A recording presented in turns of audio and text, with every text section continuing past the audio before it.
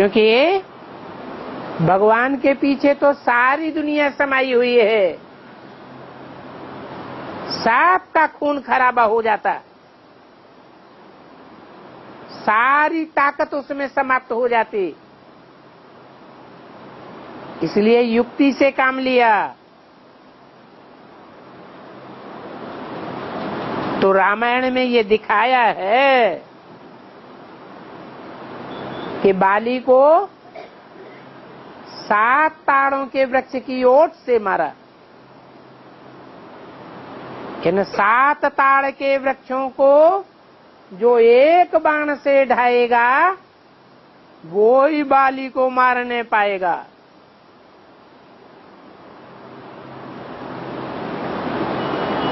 सात नारायण अगर धराशायी हो जाएं तो सतयुग का पहला नारायण भी धराशायी हो जाएगा।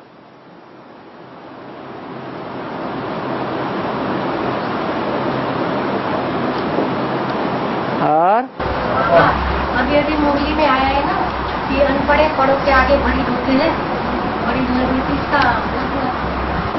जो यहाँ बाप की पढ़ाई पढ़ेंगे वो ऊंच पद पाएंगे, और अनपढ़े होंगे जिन्होंने पढ़ाई नहीं पढ़ी होगी वो क्या बनेंगे? वो दूसरों को पढ़ाई पढ़ाएंगे, न खुद पढ़ेंगे न दूसरों को पढ़ाएंगे, खुद रुलेंगे पिलेंगे और दूसरों को भी रुलाएंगे। बाप क्या कहते हैं? दुखी करेंगे तो दुखी होकर के मरेंगे, जो दुख में शरीर छोड़ेंगे उनको जन्म जन्मांतर दुख ही मिलता रहेगा, दास दासी बन करके।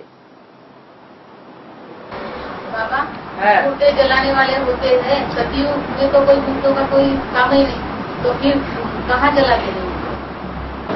सागर के किनारे अपने आप चले जाते हैं, सागर की लहर आएगी और ले जाएगी। वो सतयुग की बात हो गई ना बाबा, त्रेता की भी बात हो गई, त्रेता की भी हो गई। और कौन सा चाहिए? बाबा बोलते तुम्हारे कर्मों को। अरे एक आदमी को बोल लेने दो। बाबा कहते हैं धीरज धर मनुआ, धीरज धर। बाबा कहते हैं युद्ध में भी कहते हैं एक से एक की लड़ाई होनी चाहिए, हैं? अगर अभिमन्यु की तरह 7-8 ने मिलकर के हमला किया तो ये धर्म युद्ध है या अधर्म युद्ध है? हैं? अधर्म युद्ध है। हाँ, कर्मों के आधार पर बाबा पुरुषार्थ अगर अच्छा नहीं करोगे तो कोई चांडाल बनोगे, कोई मुर्दे जलाने वाले बनोगे, तो वो कहाँ की बात है? कर्मों के आधार पर पढ़ाई पढ़ना कैसा होता है? नहीं, पढ़ाई नहीं बाबा। हाँ। अच्छे से अगर पढ़े नहीं, आपके कीमत पर चले नहीं, हाँ। तो तुम्हारा पद नीचा हो जाएगा। सही बात है। तो मुर्दे जलाने वाले होंगे, कोई चांडाल बनेंगे। हाँ। तो ये कब की बात है? ये अभी की बात है। बाबा एक बात कहते हैं वो जस्ट उसकी उल्टी बात करते हैं।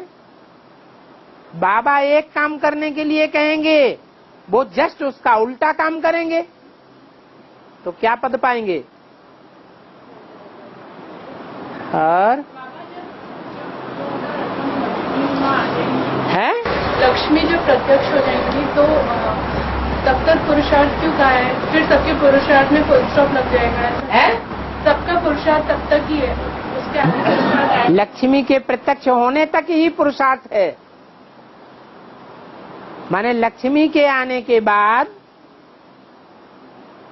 ज्ञान धारण करने का पुरुषार्थ नहीं है। अभी सुनते तो सब हैं परंतु धारणा भी करते हैं क्या? करते हैं? हैं? नहीं करते हैं। क्यों नहीं करते हैं? हैं? धारण कराने वाला गुरु जैसा होगा, स्टूडेंट भी कैसे बनेंगे? हैं? वैसे ही बनेंगे। और धारण कराने वाला प्योर होना चाहिए या इम्प्योर होना चाहिए? प्योरिटी ही यूनिटी बनाती है। तो लक्ष्मी जब आएगी तो सब ज्ञान को धारण करेंगे। अभी तो एक कान से सुनते हैं और दूसरे कान से निकाल देते हैं। अभी धारणा किसी को नहीं हो रही है। फिर क्या होगा? लक्ष्मी आएगी तो जो सुनेंगे उनको धारणा होगी। और लक्ष्मी आने के बाद बच्चों को ज्ञान सुनाएंगे। इसीलिए तो कहा आवाहन करो। किसका आवाहन करना है? लक्ष्मी का आवाहन करना है। भारत में भी, खास भारत में भक्ति मार्ग में मानते हैं कि अकेला पुरुष अधूरा है या शादी के बाद संपन्न कहा जाता है? हैं? जब शादी होती है तो कहा जाता है पूर्ण हुआ।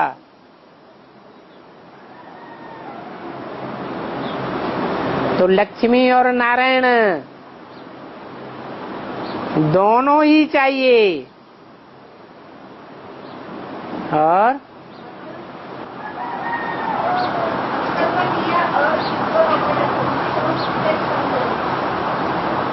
क्या बोला? किया और सिद्ध हो गया है? संकल्प किया और सिद्ध हो गया, उसको कौन सी स्टेज कहेंगे? संकल्प सिद्धि। मन की पावर परिपूर्ण स्टेज को पा गई।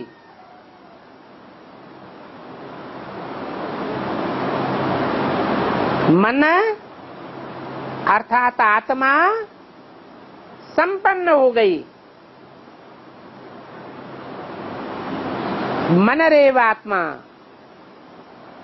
मन बुद्धि जब एकाग्र हो जाएगी तो जो संकल्प करेंगे वो सिद्ध हो जाएगा। ये सबसे आत्मा की ऊंची स्टेज है संकल्प सिद्धि।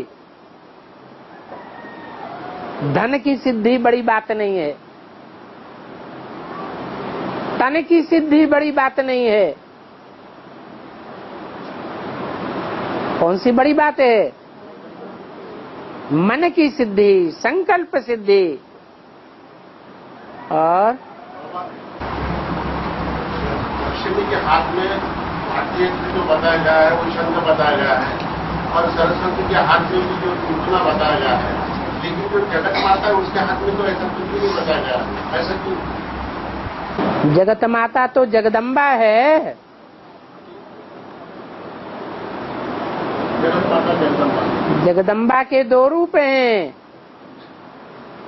सात्विक रूप है जगदम्बा और तामसी रूप है महाकाली।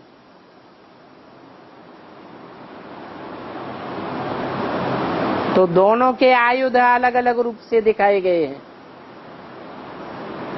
एक जैसे नहीं है। और बेहद की धारणा होना क्या? मुरली ने बोला है कि कुछ बच्चों को बेहद की धारणा करना है, तो बेहद की धारणा, बेहद की धारणा और हद की धारणा। एक होता है शमशानी बैराग। क्या होता है? शमशान घाट में गए, थोड़े समय के लिए बैराग आता है और गायब हो जाता है। ऐसे ही धारणा भी, जब अच्छा अच्छा सुनते हैं तो मन प्रसन्न हो जाता है कि हम धारणा करेंगे, अच्छी बात है। और बाहर गए, बाहर की दुनिया में गए तो कलाश, तो कहेंगे हद की धारणा हुई, बेहद की नहीं हुई, अल्पकाल की धारणा हुई, सदा काल की धारणा नहीं हुई।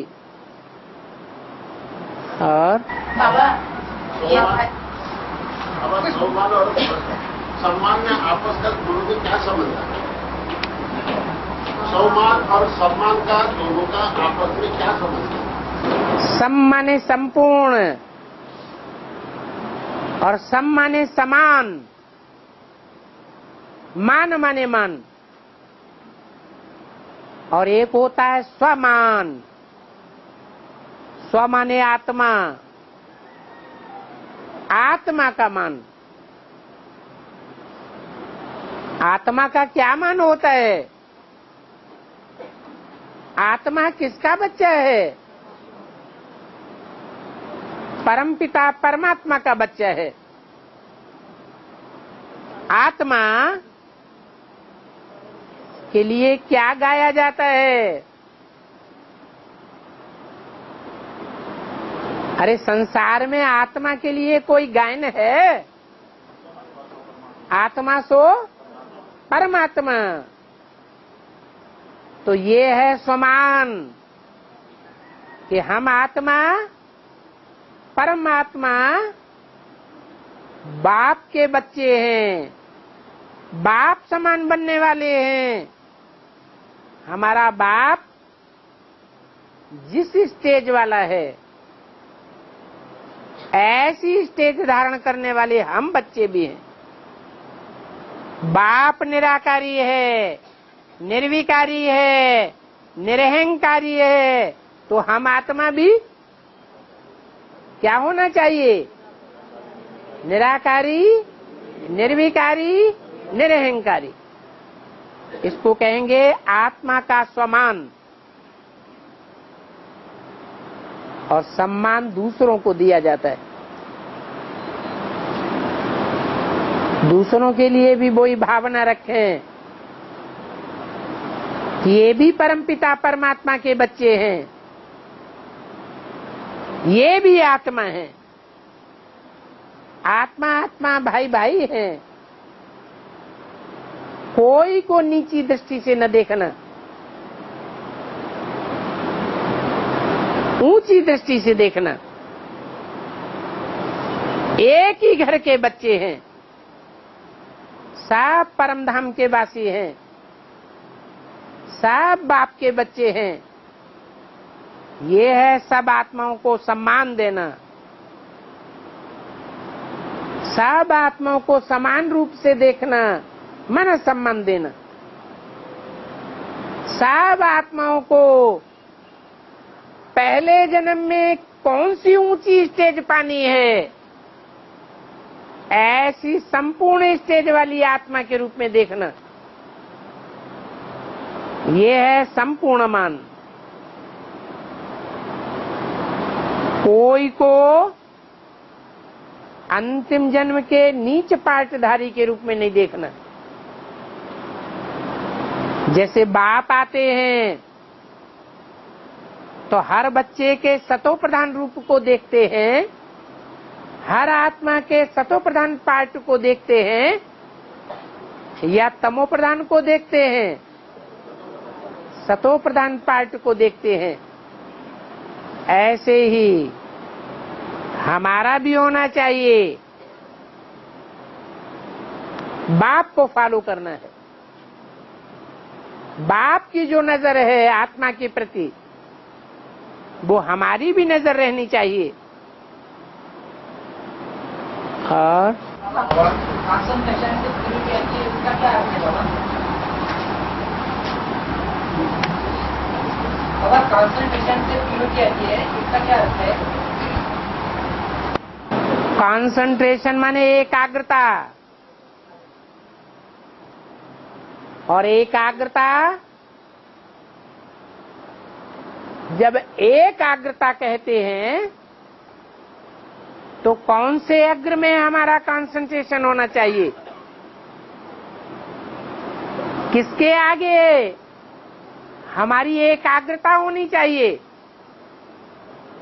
नीच के आगे होनी चाहिए या ऊंच के आगे होनी चाहिए? हैं? ऊंच से ऊंच कौन है ये पहचानना है। अगर नीच के प्रति एकाग्र हो गए, कोई वैश्या है और वेश्या के प्रति बुद्धि एकाग्र हो गई, तो उसका रिजल्ट क्या होगा? नीचे गिरेंगे या ऊपर चढ़ेंगे, नीचे गिर जाएंगे। तो एकाग्रता तो है, अच्छी चीज है, लेकिन किसके प्रति एकाग्रता, ये भी देखना है। और रुको, हाँ जी, सर पे जो पापों का बोझा है पापों का बोझा हाँ। वो कैसे हल्का होगा? देह भान से पाप हुए तो उल्टा क्या करें, है? अरे देह भान में आने से सारे पाप हुए। पापों की जड़ क्या है? देह भान। तो क्या करें? आत्मिक स्थिति में रहें, पाप खत्म हो जाएंगे। और पूर्व सभ्यता और पश्चिम सभ्यता, लक्ष्मी और पूर्व सभ्यता और पश्चिम सभ्यता, लक्ष्मी और शिव के लिए बोला गया है बाबा जी। क्या? पूर्व सभ्यता और पश्चिम सभ्यता जो है वो लक्ष्मी या बाप के लिए बोला गया है कि लक्ष्मी पश्चिमी सभ्यता वाली है। क्या कहना चाहते? पूर्वी सभ्यता और पश्चिमी सभ्यता किसके लिए कहा है? दशम पक्ष के लिए, लक्ष्मी के लिए कहा है या शिव? पूरब में कौन प्रत्यक्ष होता है और पश्चिम में कौन प्रत्यक्ष होता है? हैं? चंद्रमा। अरे लक्ष्मी कहाँ से आती है? हैं? लक्ष्मी का आवाहन करो तो लक्ष्मी कहाँ से आएगी? पश्चिम से आएगी या पूरब से आएगी? पश्चिम से आएगी। आज ही तो बोला देवियों को डुबोया जाता है या भगवान को डुबोया जाता है? देवियों को डुबोया जाता है, चाहे पहले नंबर की देवी क्यों न हो, उसको भी डुबोया जाता है। लेकिन भगवान शिव को नहीं डुबोया जाता। भगवान शिव जिसमें प्रवेश करता है वो नर जो नारायण बनता है उसको भी नहीं डुबोया जाता। लक्ष्मी को डुबोते हैं। कारण क्या हुआ है? नहीं, मनुष्य क्या, नारायण मनुष्य नहीं था? सुबह जन्म मरण के चक्कर में नहीं आते। हाँ, जो जन्म मरण के चक्र में नहीं आता है, निश्चय के चक्र में नहीं आता है, उसको नहीं डुबोया जा सकता। जो अनिश्चय रूपी मृत्यु के चक्कर में आ जाता है उसको डुबोया जाता है। और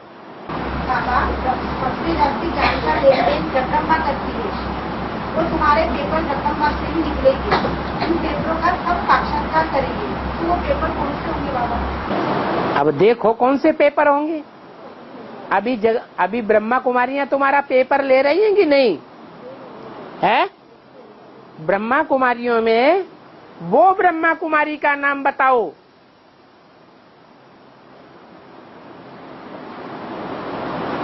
जिससे सब ब्रह्मा कुमारियों ने सीखा है। जो तुम कहती हो बाप आया हुआ है और वो कहती हैं बाप नहीं हो सकता,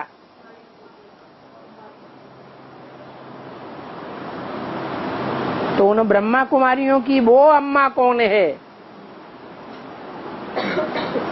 जो ये सिखा के गई है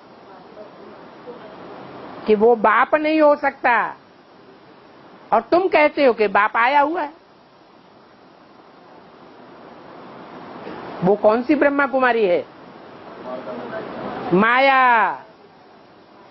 माया बेटी। और माया बेटी भी थक गई, हार गई, शरीर भी छोड़ गई। तो जब माया बेटी थक गई, जिसने सब ब्रह्मा कुमारियों को ये बातें सिखाई कि भगवान नहीं आया हुआ है साकार में, वो तो आया था ब्रह्मा के तन में।